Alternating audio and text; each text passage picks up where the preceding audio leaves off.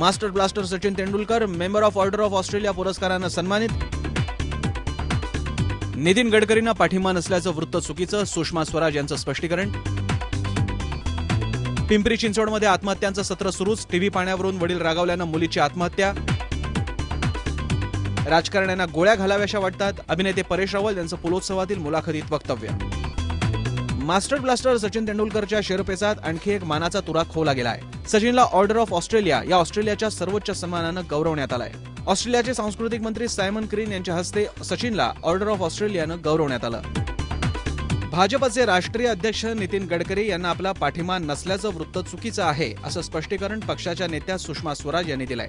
मी गडकरींच्या पाठीशी नेहमीच होते आणि राहणार, असं स्वराज म्हणाल्या.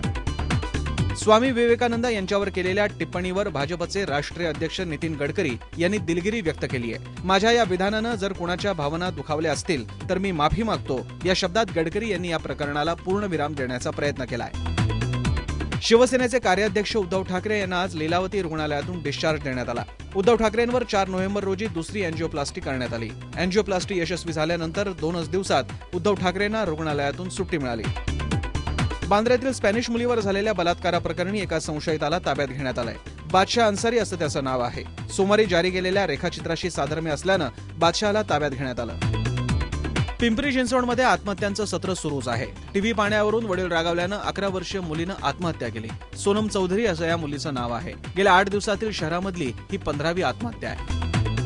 येत्या 11 नोव्हेंबरपासून पणन महासंघातर्फे कापूस खरेदी सुरू होणार असल्याची माहिती राज्याचे कृषी मंत्री राधाकृष्ण विखे पाटील यांनी दिली आहे. राज्यातल्या 109 खरेदी केंद्रांवर कापूस खरेदी सुरू होणार असल्याचं त्यांनी सांगितलं.